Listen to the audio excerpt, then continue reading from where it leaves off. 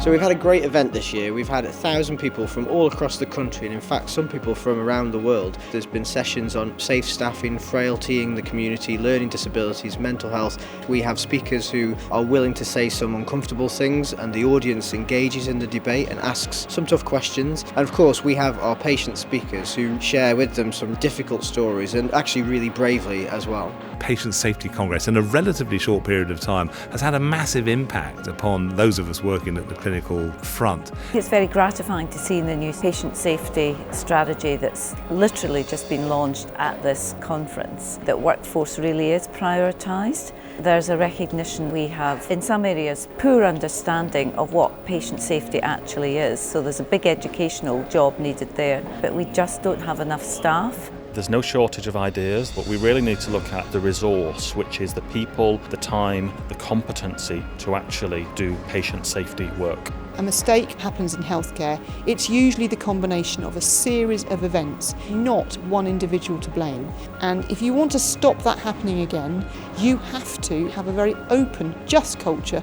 so people can feel comfortable about doing that. In my experience, a lot of patient safety issues arise because of lack of communication in all different varieties of how that may happen. My session was looking at the Costa Concordia case, a different perspective of the accident from what is known in the public domain. For that, I engaged with the captain of the ship, and I believe that there are some significant learnings there which the health sector can also take away from. My favourite session by far was Dr. Chris Turner in Civility Matters. He was awe-inspiring, and it's a subject of my own heart that I think if we're kind, then we'll get more out of staff and we'll have less errors. Your behaviour matters to patients, because if your colleagues are frightened of you, they won't tell you things that are happening to that patient. So ultimately, poor behaviour in the workplace is a patient safety issue.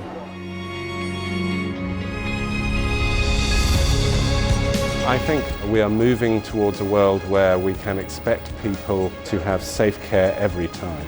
More and more we're delivering clinical expertise into the area, we're delivering more structured leadership, and it will only work if we involve families and patients. We know it's a journey that never has an end point. We just have to carry on working and getting better. Whether you're a regulator or a frontline member of staff, it is better than it was last year, and it will be better again next year. Unless we share best practice, nothing will move forward, nothing will change, nothing will improve. It's okay to look at what's working in the system as well as what isn't working. It's a complementary approach. It's about getting safety into the culture of healthcare so that it becomes the way business is done. This conference gives an opportunity for clinicians on the shop line to have in the room administrators and policy makers.